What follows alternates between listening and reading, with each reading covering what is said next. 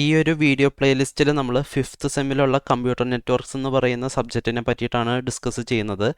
സബ്ജക്റ്റിനെ പറ്റിയിട്ട് കൂടുതലായിട്ട് ഡിസ്കസ് ചെയ്യുന്നതിന് മുന്നേ ഇതിൻ്റെ ഒരു എവല്യൂഷൻ എങ്ങനെയാണ് വന്നിട്ടുള്ളത് എന്നുള്ളത് എനിക്ക് ഡിസ്കസ് ചെയ്യാൻ ഒരു ഇൻട്രസ്റ്റ് തോന്നി. കാരണം അതൊക്കെ അറിയുമ്പോൾ നമുക്ക് ഈ സബ്ജക്റ്റ് പഠിക്കാൻ കുറച്ചുകൂടി ഇൻട്രസ്റ്റഡ് ആവും എന്നാണ് എനിക്ക് പേഴ്സണലി തോന്നിയിട്ടുള്ളത്. അതുകൊണ്ട് ജസ്റ്റ് അതൊന്ന് പറഞ്ഞു പോവാം. അപ്പോൾ കമ്പ്യൂട്ടർ നെറ്റ്വർക്ക് എന്നുള്ള ഐഡിയോളജി എങ്ങനെ ഫോമായി എന്ന് ചോദിക്കുകയാണെങ്കിൽ, ഒരുപാട് വർഷങ്ങൾക്ക് മുന്നേ നമുക്ക് നെറ്റ്വർക്ക് അല്ലെങ്കിൽ മൊബൈൽ അങ്ങനെയുള്ള സംവിധാനങ്ങളൊന്നും തന്നെ ഉണ്ടായിരുന്നില്ല. അപ്പോൾ അങ്ങനത്തെ സിറ്റുവേഷനിൽ നമുക്ക് ഒരാളുടെ അടുത്തേക്ക് ഒരു ഇൻഫർമേഷൻ പാസ് ചെയ്യേണ്ടി വരുവാണെങ്കിൽ നമ്മൾ അയാൾക്കൊരു ലെറ്റർ എഴുതിയിട്ട് അയാൾക്ക് അത് അയച്ചു കൊടുക്കണം.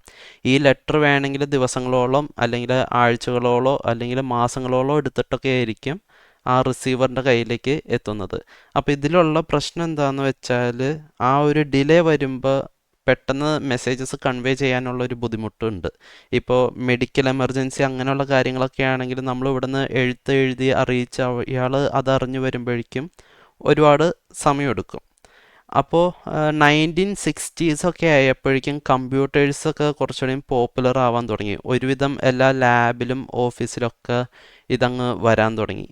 അപ്പോൾ അങ്ങനെ വന്ന സമയത്ത് ചിലവർ ഇതിനെപ്പറ്റി ചിന്തിച്ചു, ഇവിടെ ഇപ്പോൾ ഈ ഒരു കമ്പ്യൂട്ടേഴ്സ് ഉണ്ടെങ്കിൽ ഈ കമ്പ്യൂട്ടേഴ്സ് തമ്മിൽ എന്തുകൊണ്ട് സംസാരിക്കാൻ പറ്റില്ല, അല്ലെങ്കിൽ അവർ തമ്മിലുള്ളൊരു കമ്മ്യൂണിക്കേഷൻ പോസിബിൾ അല്ലേ എന്നുള്ളൊരു ചോദ്യം പലർക്കും വന്നിട്ടുണ്ടായിരുന്നു. എന്നാൽ അന്നത്തെ കാലത്ത് ഇതൊക്കെ റിസർച്ച് ചെയ്യാന്ന് പറഞ്ഞാൽ അവർക്ക് ഒരുപാട് ഫണ്ടും കാര്യങ്ങളൊക്കെ റിക്വേർഡ് ആയിരുന്നു. അതുകൊണ്ട് ആരും അതിനെ പറ്റിയിട്ട് പെർസ്യൂ ചെയ്തില്ല. എല്ലാവരും ജസ്റ്റ് ഇതിനെ പറ്റിയിട്ടൊരു ഡിസ്കഷനും കാര്യങ്ങളൊക്കെ നടത്തിയാണ് പോയിക്കൊണ്ടിരുന്നത്. അങ്ങനെ ഇരിക്കെ US ഡിപ്പാർട്ട്മെൻറ്റ് ഓഫ് ഡിഫൻസിലുള്ളവർക്ക് ഒരു ചെറിയൊരു പ്രോബ്ലം ഉണ്ട്. അപ്പോൾ അവർ ഇതിനെപ്പറ്റി ചിന്തിക്കാൻ തുടങ്ങി. അതായത് നെറ്റ്വർക്കിംഗ് എന്ന് പറയുന്ന കോൺസെപ്റ്റ് എന്തുകൊണ്ട് എക്സിസ്റ്റ് ചെയ്യുന്നില്ല എന്നുള്ളതിനെ പറ്റിയിട്ട് അവർ ചോദ്യം ചെയ്യാൻ തുടങ്ങി. അങ്ങനെ ഒരു അർത്ഥത്തിൽ പറയുകയാണെങ്കിൽ കമ്പ്യൂട്ടർ നെറ്റ്വർക്ക് എന്ന് പറയുന്ന ആ ഒരു ടോപ്പിക്കിലേക്ക് ഫസ്റ്റ് കാലെടുത്ത് വെച്ചത് ഈ ഒരു ഡിപ്പാർട്ട്മെൻറ്റ് ഓഫ് ഡിഫൻസ് ആണ്.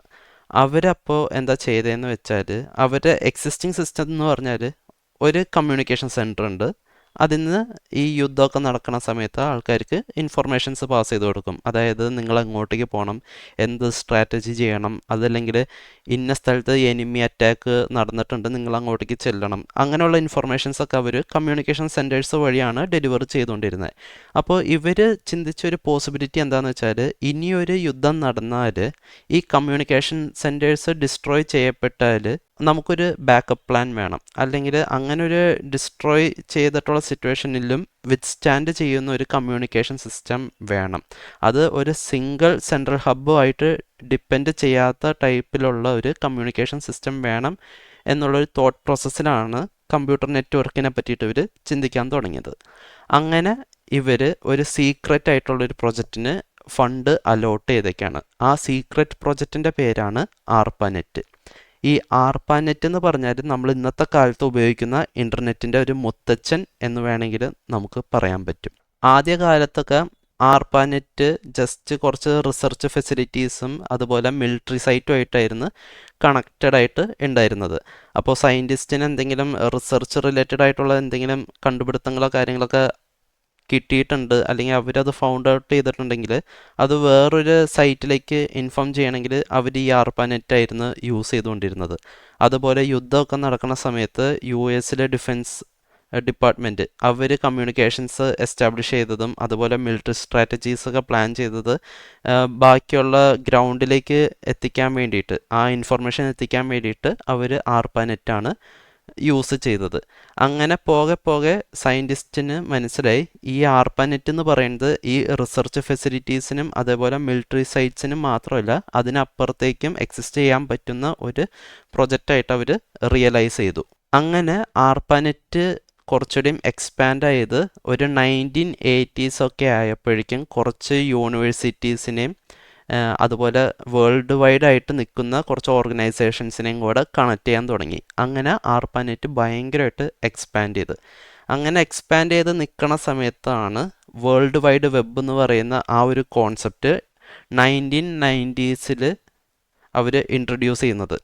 ഇതിൻ്റെ ഐഡിയോളജി എന്താണെന്ന് വെച്ചാൽ, ഈ ഒരു നെറ്റ്വർക്ക് എന്ന് പറയുന്ന കോൺസെപ്റ്റ് അത് സയൻറ്റിസ്റ്റിനോ അല്ലെങ്കിൽ മിലിറ്ററി ഫെസിലിറ്റീസ് യൂസ് ചെയ്യുന്ന ആൾക്കാർക്ക് വേണ്ടി മാത്രമല്ല, അത് എല്ലാവരിലേക്കും എത്തിക്കണം എന്നുള്ളൊരു ഉദ്ദേശത്തിലാണ് വേൾഡ് വൈഡ് വെബ് എന്ന് പറയുന്ന ആ ഒരു കോൺസെപ്റ്റ് അവർ ഇൻട്രൊഡ്യൂസ് ചെയ്തത്.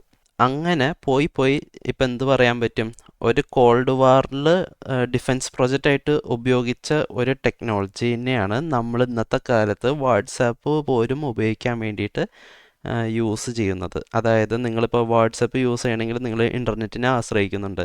നിങ്ങളിപ്പോൾ ഒരു ചായ കുടിക്കാൻ പോയാൽ ഗൂഗിൾ പേ ചെയ്യാൻ വേണ്ടി നിങ്ങൾ ഇൻ്റർനെറ്റ് അല്ലെങ്കിൽ നെറ്റ്വർക്ക് ആക്സസ് ചെയ്യുന്നുണ്ട്. അങ്ങനെ ഒരുപാട് നമ്മൾ എൻ്റർടൈൻമെൻറ്റ് പർപ്പസിനും അല്ലാതെയുള്ള പർപ്പസിനൊക്കെ ആയിട്ട് ഇന്നത്തെ കാലത്ത് ഇൻ്റർനെറ്റ് യൂസ് ചെയ്യുന്നുണ്ട്. ഇങ്ങനെയാണ് ഒരു ഇൻ്റർനെറ്റിൻ്റെ ഹിസ്റ്ററി അല്ലെങ്കിൽ ഒരു ഓവർവ്യൂ ഷോർട്ടായിട്ട് പറയുകയാണെങ്കിൽ. ഞാൻ ഒരുപാട് കാര്യങ്ങൾ ഇതിൽ കട്ട് ഷോർട്ടൊക്കെ ചെയ്തിട്ടുണ്ട്. പക്ഷെ നമുക്കിപ്പോൾ ബേസിക്കായിട്ട് ജസ്റ്റ് കുറച്ച് കാര്യങ്ങൾ അറിഞ്ഞിരിക്കാൻ വേണ്ടി അത് മാത്രമായിട്ടാണ് ഞാൻ ഇൻക്ലൂഡ് ചെയ്തിട്ടുള്ളത്. ഇനി അടുത്ത വീഡിയോസിൽ ഇതിൻ്റെ അകത്ത് കുറച്ച് ടെർമിനോളജീസ് ഉണ്ട് കമ്പ്യൂട്ടർ നെറ്റ്വർക്കായിട്ട് റിലേറ്റഡ് ആയിട്ട്. അപ്പോൾ അതൊക്കെ ഓരോന്നായിട്ട് ഡിസ്കസ് ചെയ്ത് മൊഡ്യൂൾ 1 നിന്ന് നമുക്ക് സ്റ്റാർട്ട് ചെയ്യാം.